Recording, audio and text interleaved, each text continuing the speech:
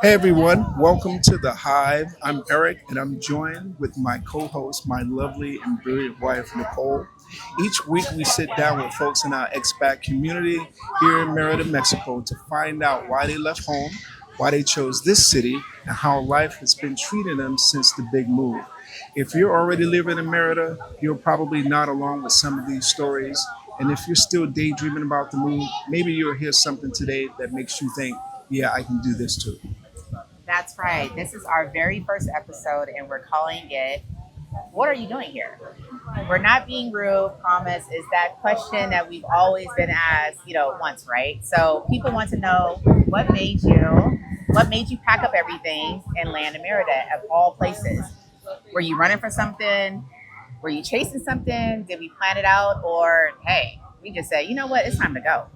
Exactly. And we want the real stories, the joys, the struggles, and those unexpected moments that make you laugh out loud or shed a tear. Because here at the Hive, it's all about honesty, community, and celebrating every step of the journey. So pull up a chair, turn up the volume, and settle in. Let's jump into episode one, the Hive, right? I'm excited. Yeah. Where we learn, laugh, build, and together, and we find out what are What are you you doing doing here? Okay, so we have Vinnie and Taylor, and they've been here for I want to say like what, barely a month? A month. Okay, and they're from Charlotte, North Carolina, but my girls from ATL Shorty, so we're gonna shout them out real quick. But yes, and we just kind of wanted to spark what sparked the idea of Merida. What was kind of your thing around here?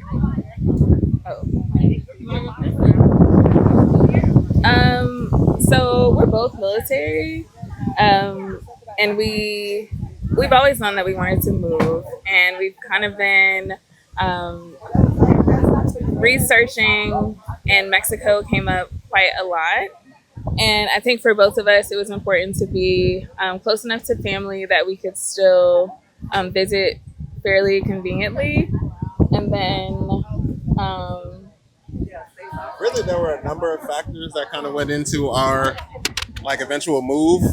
But if I had to pinpoint any specific event in time, I would honestly say just what happened in the last year or so. Well, with my being laid off and then my wife going through the same thing a few months later, it just was like corporate America was really making it clear that we weren't wanted here and we didn't feel it. And we wanted to be around people and in an environment where we felt wanted. And that's what we felt while we've been here. So you're saying that it started with your employer. That's when that spark set off. Like you started to look for something new. Absolutely. That's wild. Okay. Absolutely. So I'm curious, what was that turning point that made you say, yes, we're ready to do this? So, you want to go first or you want me to? Oh, I work. I would say so he was laid off first, and right now the job market is absolutely insane in the States. Yeah. So it was like 8 months of me watching him put in 12-hour days looking for jobs, doing interviews, getting to the 7th, 8th round for one position, just to be turned down. And I saw the emotional toll that was taking, as well as the mental and physical toll that was taking on him. So I definitely started pushing when I saw that, but I'm not sure, what was it for you? Honestly, it was that because there was a big mental strain as far as just me trying to find that next ability to be able to provide for my family in the way that I had been. But also it was starting out to see, especially with my wife going through the same thing a few months after I did, it was really starting to see that there were issues that were putting too much of a strain on our minds as well as our children. And when it started to affect our children, they were starting to not see us as much or they weren't getting as much time with us, that became a problem. I homeschool, but I still don't have enough time with my children. I'm tired, I'm exhausted. Sometimes there's bleed over from just having a rough day. And I don't want that. My children don't deserve that. My wife doesn't deserve that. So we made a change, and that was most important to us. Our happiness and sanity was the most important thing to us. Yeah, I think that's the first time I heard someone, and I've had many conversations with people here, Black people here in Merida, as to why they made the big move. This was the first time I heard it was due to a lack of jobs. So you come to a country that has a lack of jobs. I'm just saying. So, did the move to Mexico fix the issue with employment? How did that actually work? Were you able to find more employment before you left? So, like most things, it's more complicated than that.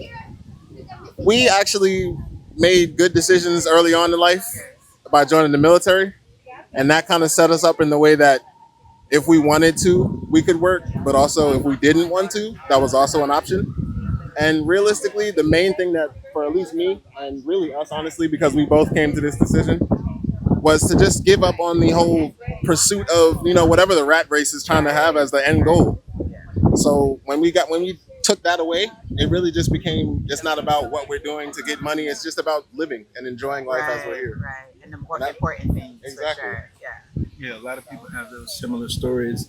Once you move outside of the country, everything just changes for you. You start to realize it's a rat race and everything is a lie, and that can be quite frustrating. So, me and my wife, we have the same story. Yeah, that was one of the things that's for sure was, we wanted, both of us had our own companies, of course, and we were entrepreneurs and we were caught in that race of, hey, boss bitch and trying to get money and having the cars, having all that. And then it was one of those things where it just stopped. We were just like, what's important? And I don't know if we should say like 2020 kind of gave us that 2020 vision in the sense, but that's what it was. That was the beginning of it. Yeah, that was really what it was. When the world stopped, we knew what was important. We were just like, okay, family, spending time together. We traveled more. And our travel was even just like Joshua Tree, where it was like we're in a trailer, like and having the best time ever. The best time ever. And Nico's like, we gotta go home. Like so sad. And like when I tell you, it was like wake up, chill in a hammock, like at night, star watching. And it was just those moments. And Merida has also just been that. I mean, I feel like that was kind of like Merida just solidified exactly what we wanted here, So, yeah. To piggyback on that, that was definitely like the main thing for us. It was mostly our kids. Like both of us have watched our parents we both come from single parent homes. So, of course, we watched our moms putting in Struggle. 18, very much struggle. 18-hour days, they get home. You don't really have time with your mom. And what I wanted to do was give like the gift of time to our kids, because really that is the currency. That's what we always say, like time is the currency. So if you can leave like lasting memories and things with your kids, that's a lot better than just a check. That's a lot of good stuff. And I got another question for you. If you could tell me your biggest wow moment that reminded you definitely not the U.S. anymore. We all have them. We all have them. I probably got several. There's a couple that came. Some of them make me want to fight. Right, got mad. I'll do mine, then I'll pass. It was grocery shopping. In the States currently, you can walk into a produce section of a grocery store and see like an empty spot. Like one day we went in and bananas were sold out. Like every day it was something different. We walked into the grocery store here and nothing is out. Nothing. Everything is in abundance. It's beautiful, colorful. You go outside. Yes. Grab a mango off the tree. Yes. Food deserts was definitely what it was looking like back home. And here, it's total opposite. And better quality. Better quality for sure. Healthy, for sure. Yeah, it wasn't made in a lab. A lot of the of the fruit, and eggs are 62 cents out here. Oh my God. 62 cents, guys. Yeah, not $10. insane. My wow moment for sure was dealing with the difference in how police actually deal with you out here as opposed to in the States. Facts. It's a real thing. Like we saw it the first day. When we were coming back from the airport, we were going to our first Airbnb here. There was a cop car on the highway taking us there, and our Uber just drove in front of the cop car and just was like, "I'm speeding off in front of you." Right. And I was like, "I would never do that in a million Wait years." a in the States. minute, right? You know what I'm saying? I'd have got pulled over. Because that would lead to a ticket, hopefully. Hopefully. But here, it's very different, man. The police, if they pull you over, it's just a conversation. They're polite. They don't have guns. Some of them don't have guns, and the ones that have guns, they're certainly not pulling them out trying to intimidate. Right. You know, from that aspect, I feel you. That was one of my wow moments. So it has me looking at the way things are ran over there completely different. It's an option. Like, you really could clean up the police department there and have the police officers trained with psychological issues and fear they claim to have. Right. Like, they're actually here to finally help. Like, it feels like, it's absolutely beautiful. Nico gets to wave at them and they wave back. And it's like, hey, it feels good out here. For sure. What about you, babe? For my wow moment? Yeah, your wow moment. Honestly, it was the food. I remember it gave me anxiety. Like, whereas, so we came to Mexico for a holiday. It was so crazy. We were supposed to be there for 10 days. We ended up staying for 9 weeks. Don't ask me questions. Beautiful. That's another episode. It was dope. But one of the things that really changed was the fact that, when we were eating in Mexico, it was fresh food. Like, when we went to the deli, remember the local deli in La Paz? We look over and he's like, "Oh, we saw lamb and fresh meat," and he was like, "Oh yeah, the restaurant up the street needs to come and pick this up because it was a really nice Italian restaurant and everything was just so fresh." So it was like, okay, this food was just alive 2-3 days ago, type situation. Whereas in the U.S., it's just like, okay, where did they get this from? How old is this? What lab was it grown in? Type situation. Lab. So, that's crazy. But tell them about the chicken. Like, when you went to buy like a chicken and a lady had it. Like, oh yeah. So yeah, it was an adjustment for sure. Okay, so so yes, I wanted to make chicken thighs and chicken breasts, and I went to the local chicken market where they literally, the chickens are in the back, they break the neck and they bring it out, and I was like, I want the breast and the thigh, and she literally picked up the actual chicken, and I was just like, oh my god, I wasn't ready. Listen, the best chicken is tender. You can pull the skin off. You're not fighting it. But it was good. It really, for the most part. What up, Willie? Yeah. So, but I mean, like, literally the main thing is the food. So, like, every time we go home, I'm literally having anxiety attacks. I'm just like, what are we gonna eat? What is gonna happen? Like, it's just. So it's crazy. Yeah, we hit a few key things. The things that we really enjoy about being in Mexico and Merida. My question now, because I do have some concerns about Mexico, right?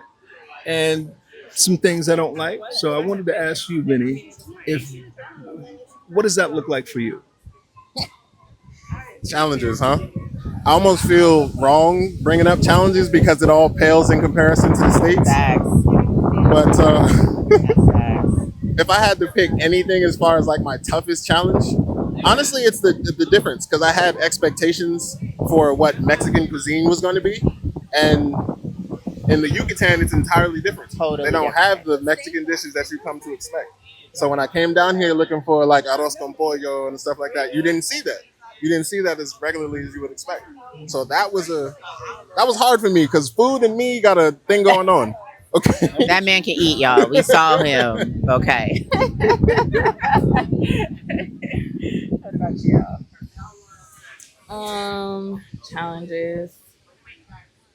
It's hard. It has really truly been like paradise, honestly. I think that I can't even think of challenges right now because there's so little in comparison to like the pros. So it's like you have more to deal with those. Like you have more energy to deal with any challenges that come up, as opposed to if you're just constantly in struggle mode, like a lot of people are in the States. Then any little thing on top of that, just like it's gonna send you. So like here, I think maybe like the tissue situation, like What tissue situation? What are you talking about? I think the listeners want to know.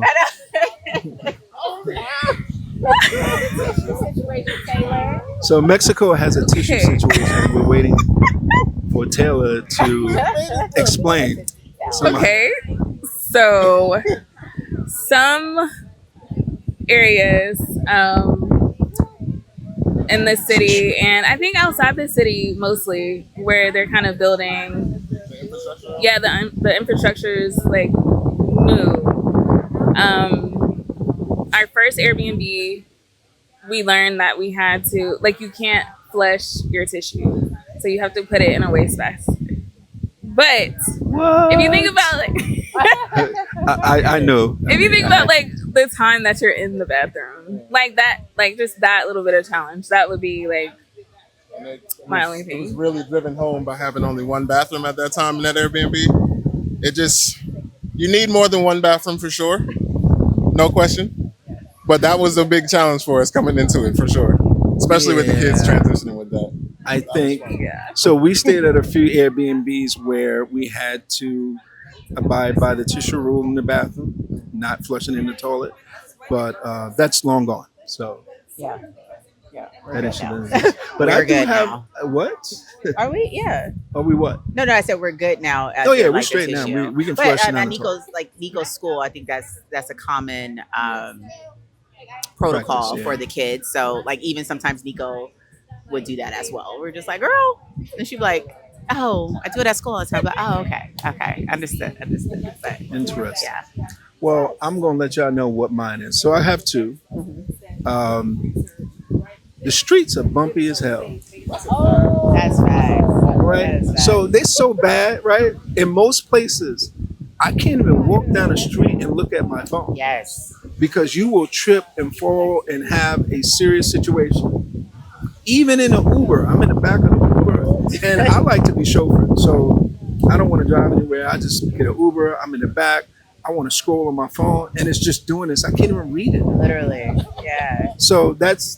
But they put their money elsewhere. They put their money into community. They put their And money that's how I look but, at it. Because in the States it's like, oh, they got a hole It's in kinda here. You gotta get it fixed. Don't matter.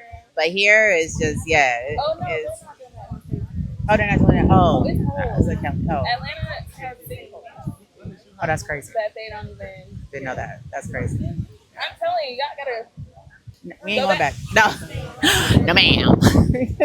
And my second one, since I lost my teleprompter here, and my second one is the language barrier, and that's my fault. So luckily we have community here where we could meet. We go to events with these people, we party, we have all sorts of fun. We meet regularly. I see these people sometimes 3 times a week, Right. maybe 4. So, I can interact and fellowship with them. I can't necessarily do the same thing the same way with the locals because I don't speak Spanish, and most of them here, their English is it's okay, but it's not that great for an in-depth discussion. So that's my little frustration I need to overcome by attending some. We're signing up. We're signing up because it's our fault. We definitely. Yeah. I will add to that, to piggyback on that. That's another good thing about the Mexican civilization. Like, everybody here is so comforting and supporting, even when you're just like, if you even butcher a word, Yeah. like, they're not gonna just They laugh are at you. They're so gonna be like, hey, that's good. I nice. try to understand. And I hit them with whatever Spanish I know. Right, and at least we try. As long as we try, Exactly. and they do. But they're so sweet, though. I know. Oh yeah. Yeah. 5 minutes later, and we get some. No, it's not. They know. But we definitely try, and we're also going to be taking classes because and we're in their country at the end of the day. Exactly. So we want to respect them, and we want them to know that we are trying and to, bring in the culture as well. So it's very challenging. Okay. I love En it. español no es perfecto. Estoy aprendiendo. Okay. Eric be like, hola. Let me tell you something about this one. This Hola. man can speak Spanish. He can speak Spanish, and he will literally have full-blown conversations with the locals. Okay. And but he will tell everybody that he can't speak Spanish, and they are convincing him. Like, these people are so sweet. Yeah. They're like, "Are you kidding me? Like, your Spanish is clear. Like, it sounds like you went to school." And he tells everybody, "No, I'm working on it." Yeah, it's the confidence. I get it. It's I feel crazy. like it's disrespectful to say I'm fluent if I can't have a full conversation with you on a real level. Right. You know what I'm saying? Well, to the extent that I can. Once you get comfortable. Yeah, exactly. It's just about comfort level. That's all it is. Because I can understand it. It's just me speaking it. Like, I need to get that back. And then, the Spanish out here is different. Man. Like, when I tell you, it's like the original. Like, I feel blessed to be out here. Like, it's like the original Spanish from like the Mayan culture and everything. So people from like Mexico City and everything will always say, "Oh yeah, their accent is so much better," or their, the way they speak Spanish out there is like way different than what is out there. So it's awesome that my daughter, because she goes to bilingual school. We call bilingual, or 50-50 Spanish and English, and it's dope that she gets to learn the original Spanish. It looks like you guys are enjoying your time here in Merida a lot. What about family? People you know back home, loved ones. What do they think about your move? And is that something that you recommend for them? While it is something I absolutely recommend, it's not something that they have all the willingness in the world to come and actually do. I think it's a lot of fear, a lot of like negative perceptions that, the media kind of pushes and kind of promulgates. But also, it's really just they're not sure. They don't know. Like, a lot of my family, like me and my wife, we were in the military. We've been out of the country like many times. We've done this before. They've never been some of them haven't been out of the state that they were born in. Some of them haven't been out of the country. So it's just a lot of fear. But that doesn't mean I'm not going to recommend it to you, just because I know growing up in the States, that's not a place that you can raise a family anymore. Right. It's not a place you can feel comfortable, safe, especially as brown, black, whatever color you are. That's not the other way. But yeah, no, that plays. I mean, that also plays a part in when. I mean, I was raised. Well, not raised, but I lived in Germany.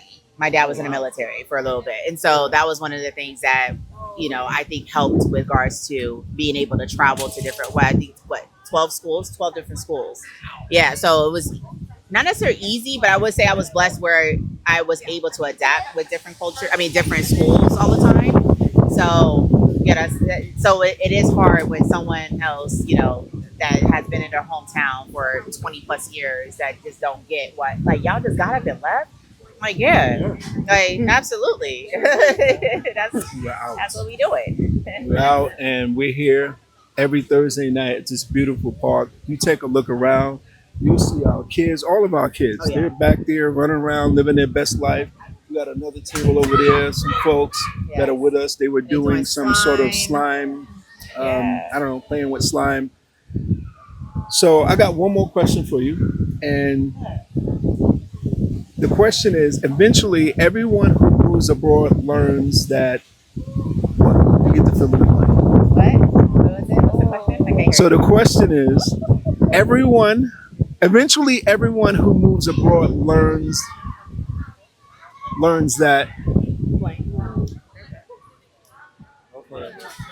they have no clue. I will say, eventually everyone who moves abroad learns that America has been lying to you. It is like all the propaganda, all of the media, like, it gets shut down the first episode. it is serving a purpose. So yeah, you learn that you have to get outside of that bubble in order to see what's what. Real, y'all. You absolutely do realize that you have to get out of that bubble and see that they're not telling you everything. If they are, they're kind of suppressing certain things. And when you get out of the country and see that there's no proof to back up the statement that America is the greatest country in the world, there really isn't. It was the greatest scam. So my Absolutely. answer to my question is, everybody learns that it was a scam. It's a Ponzi scheme. That's why it's on the verge of collapse. Well, that was fun. The Hive, first and last. Welcome to the Hive. We had a great time here with Vinnie and Taylor. Yes, thank you, Vinnie and Taylor. So Vinnie want to tell you something, because I say he was from Charlotte, and he's not from Charlotte. Where are you from? From the boogie down, Hey. the Bronx. Don't ever play with them, all right? Period. Period. All day. I love it. I love it. Yes. And y'all know I'm from Brooklyn. My wife's from Cali.